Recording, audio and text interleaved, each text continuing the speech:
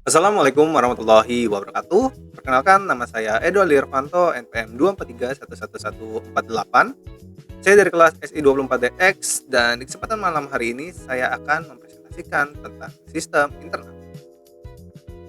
Nah, sistem internal merupakan bagian paling fundamental dari sistem operasi. Bekerja di belakang layar dan memastikan seluruh proses komputer berjalan dengan aman, efisien, dan terkoordinasi. Tanpa sistem internal, komputer tidak akan dapat mengatur proses, memori, file, maupun perangkat keras secara optimal. Sebelum kita membahas ini lebih jauh, mengenai fungsi dan komponennya,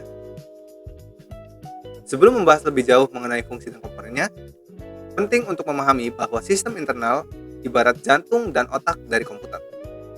Mulai dari kernel, manajemen proses, memori, hingga keamanan dan driver perangkat. Semuanya bekerja bersama untuk membuat komputer dapat digunakan dengan lancar. Untuk itu, mari kita masuk ke pembahasan utama mengenai komponen-komponen penting dari sistem internal, dimulai dari kernel sebagai inti dari sistem operasi. Pengertiannya, sistem internal adalah bagian dari sistem operasi yang bekerja di balik layar untuk mengatur, mengelola, dan menjalankan fungsi dasar komputer. Sistem internal memastikan semua proses komputer berjalan dengan aman, efisien, dan terkoordinasi.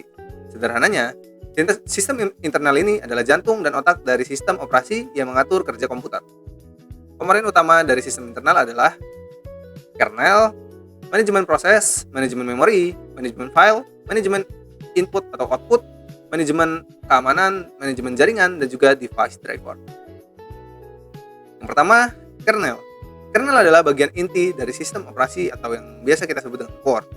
Berfungsi untuk menghubungkan perangkat keras atau hardware dengan aplikasi. Tugas kernel yang pertama yaitu mengelola CPU, mengatur memori, mengatur proses dan multitasking, mengatur input ataupun output, dan juga mengelola perangkat keras seperti keyboard, disk, printer, dan lain-lain. Atau kernel bisa kita bilang sebagai pusat pengendali seluruh aktivitas yang ada di komputer. Lalu selanjutnya ada manajemen proses. Manajemen proses mengatur pembuatan proses, penghentian proses, penjadwalan CPU, siapa yang akan dijalankan lebih dahulu, multitasking, dan lain-lain. Tanpa adanya sistem internal ini, komputer tidak bisa menjalankan banyak aplikasi sekaligus. Lalu yang ketiga, ada manajemen memori. Tugasnya untuk mengatur penggunaan RAM dan juga virtual memory. Memastikan setiap aplikasi mendapat memori yang cukup, mencegah aplikasi saling mengganggu, dan juga mengatur paging dan juga swapping.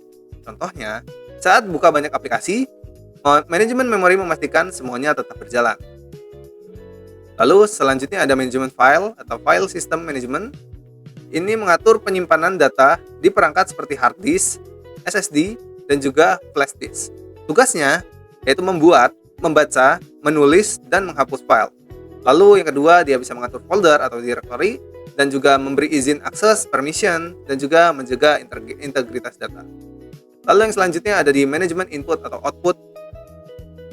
Manajemen input atau output mengatur komunikasi antara operating system dan juga perangkat keras, termasuk disk, printer, keyboard, mouse, USB, monitor, dan juga network device.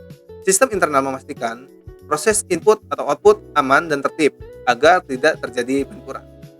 Lalu, komponen utama yang selanjutnya yaitu manajemen keamanan dan juga proteksi. Hal ini berfungsi untuk autentikasi atau login pengguna, hak akses file, read, write, dan execute, lalu enkripsi, firewall, dan juga proteksi agar tidak saling merusak. Ini menjaga sistem tetap aman dari akses yang tidak sah. Lalu, ada manajemen jaringan yang mengatur koneksi dan komunikasi komputer melalui jaringan.